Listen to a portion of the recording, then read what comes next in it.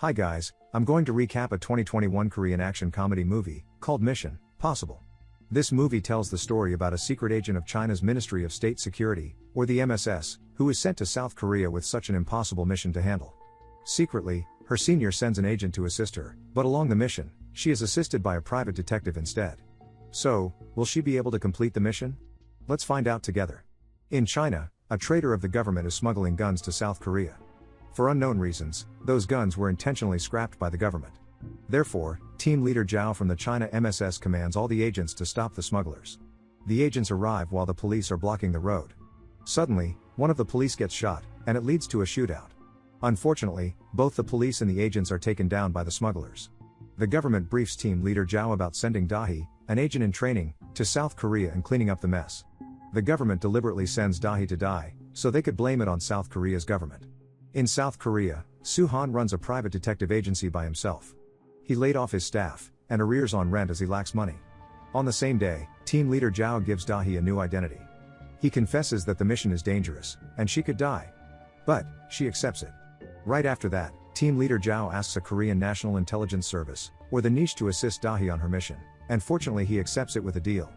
So, he orders Dahi to come up to his temporary office, Soo-han's office. The Korean agent goes to Soo-han immediately to sublet his office once more.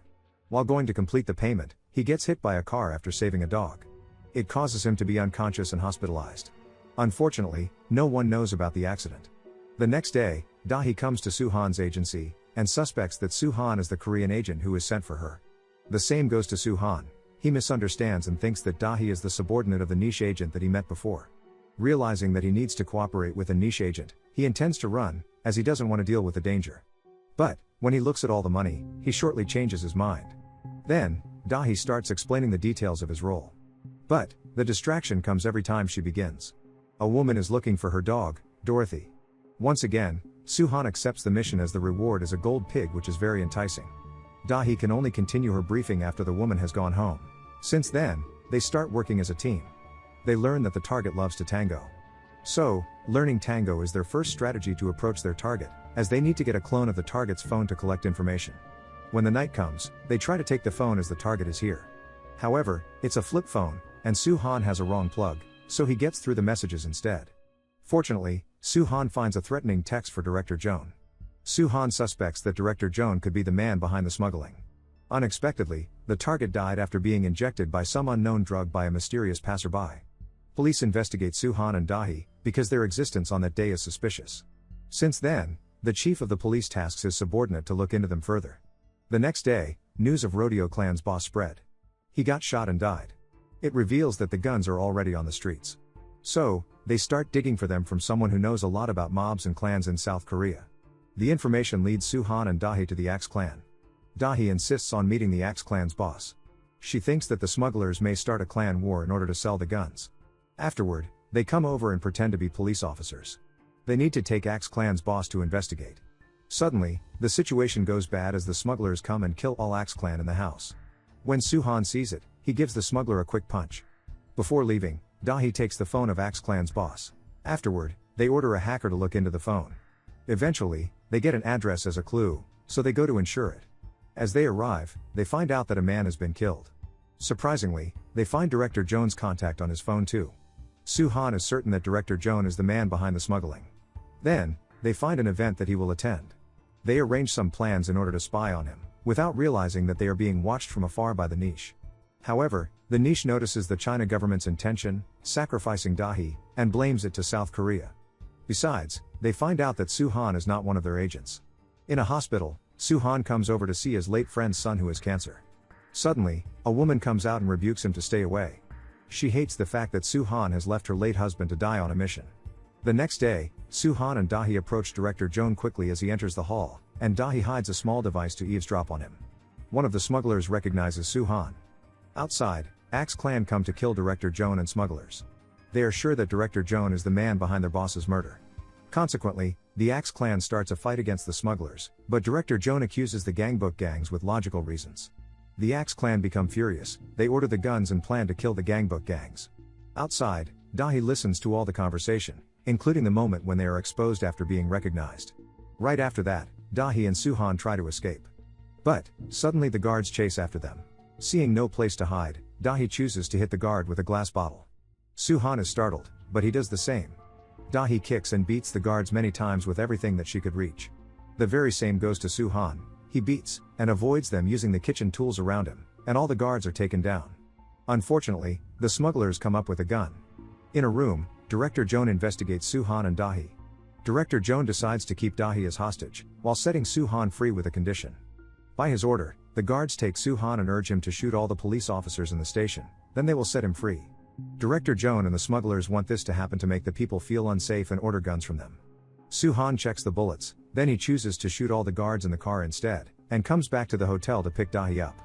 But, no one's there. Suddenly, the police come out and arrest him.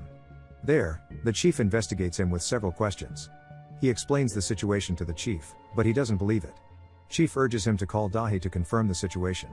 However, Dahi answers it calmly as she is held at gunpoint by the smugglers. Her answer corners Soo-han more and more. At the same time, the niche agents come across to investigate Soo-han with a lie detector.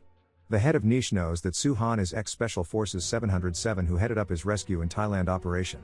Upon knowing that he is not lying, the head of the niche reveals Dahi's identity as a China MSS agent. But, they refuse to explain more of it.